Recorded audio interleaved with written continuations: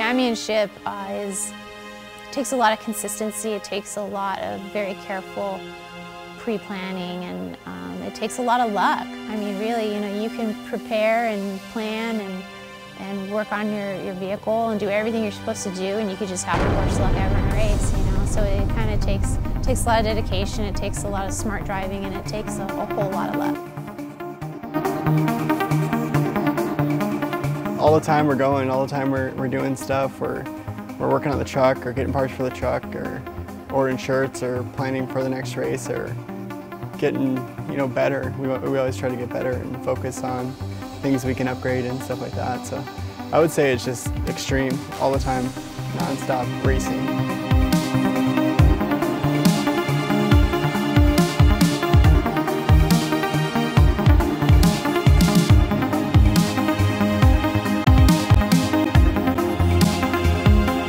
Getting into racing the UTVs and trucks, it's not so much physically demanding on your muscles, but it's still something that you really need to be in shape for mentally. I think that if you're in good physical shape, that you're in good mental shape, and you have faster reactions, and you're a better thinker on the track, and you can predict things quicker. And so I do a lot of CrossFit now. I found that about a year ago, and it's pretty intense. It's actually fun if you're a really competitive person, because there's an element of competition in CrossFit.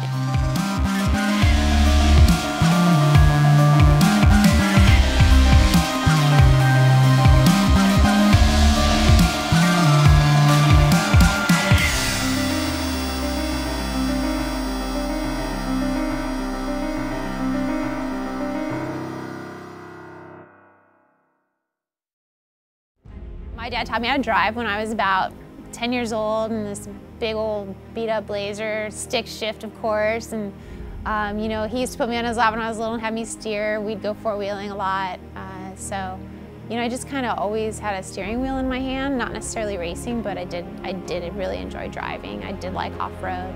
I started racing quads, back in 2001.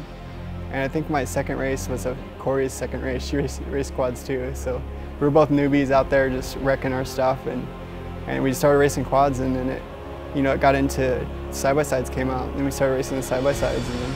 Well, if she's out on the track, she might as well race it, so she got into the men's class, because there was no women's class, and then she started racing quads, and then everybody started getting hurt, and then she didn't want to get hurt because she had me and my brother to worry about, so she started racing the rhinos because I had a roll cage. We started racing the side-by-sides, and then went to the SR1 class, and then started racing the trucks, so it's just like a stepping stone. No, I had a pretty normal life until, like I said, I kind of just stumbled into racing, and once I never really knew what I wanted to do with my life. I never had like anything in particular that I was just driven to do or I knew I wanted to do until I raced. And once the very first race I ever raced, that was it. I knew exactly what I was supposed to do with my life.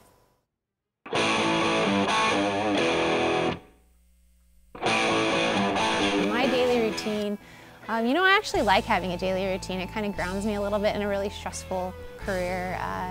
Get up early in the morning, we go to CrossFit. My husband and I do CrossFit together. It's probably the only thing we do that's not race related. And usually we wind up talking about racing. Do CrossFit, eat breakfast, and I have a lot of morning emails to catch up on social media. I do all my own social media, marketing, sponsor relations, that kind of thing. And so I'll do that in the morning for a couple hours. Jason will come straight to the shop. He has his business to run. And then usually whatever I'll run and do parts or whatever it takes, whatever we need to do on the truck for that day. If I can help, that's what I'm doing. If I'm more of a pain in the butt, then I try to stay away.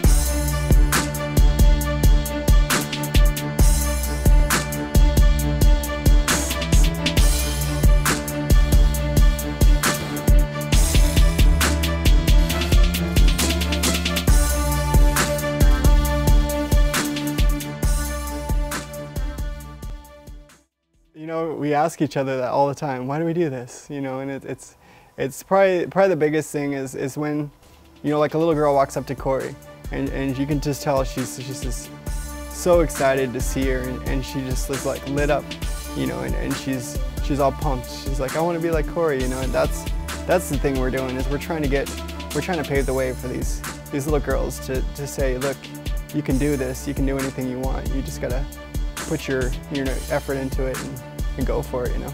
It's unbelievable. I see people walk around with their posters all the time, and it's weird. It's crazy to think that people have some of her posters on their wall, or they'll do Woman Crush Wednesday on Instagram of my mom, and it's unbelievable. It's really cool though. I love it. Unbelievable performance, and Corry Weller bringing that number 18 in for a podium as well. 1 year ago, Corry Weller picked up her second career Pro 4 podium right here in Vegas, a second place finish. Today in round 3, a third place finish. Congratulations. You know, I always say Vegas is my good luck track, and once again, you know, we made it on the podium, and it was rough. It was so rough out there.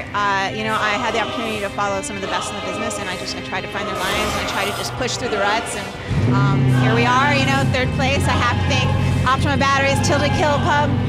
They're my, you know, co-sponsors on this truck, and they're the ones that got me here. I got Air Raids out here, Lone Mart's out here. I have so many sponsors that are out here. You know, Eclipse RV, unfortunately they couldn't be here today. My crew, I love my crew. It's a family thing, and they work their butts off for this, and I'm so proud that we're up here just for them. So, thank you. Nice job, Corry.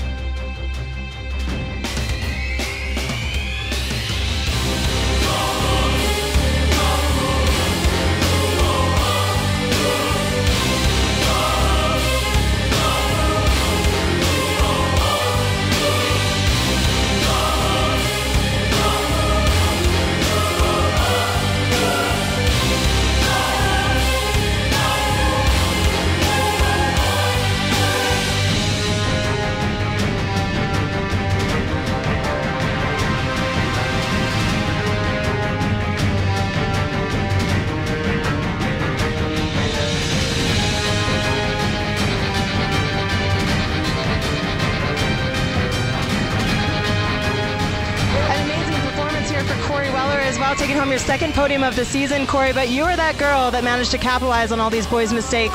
How does it feel today? You know, it feels really good. When you start in the back, sometimes it's not so bad. You don't have all that pressure. You know, you can kind of sit back and wait and see what happens. But at the same time, this is such a fast field. You can't stay back there for very long. So the truck ran great. You know, my crew, I mean, we spent out hundreds of hours trying to get this truck ready for this race.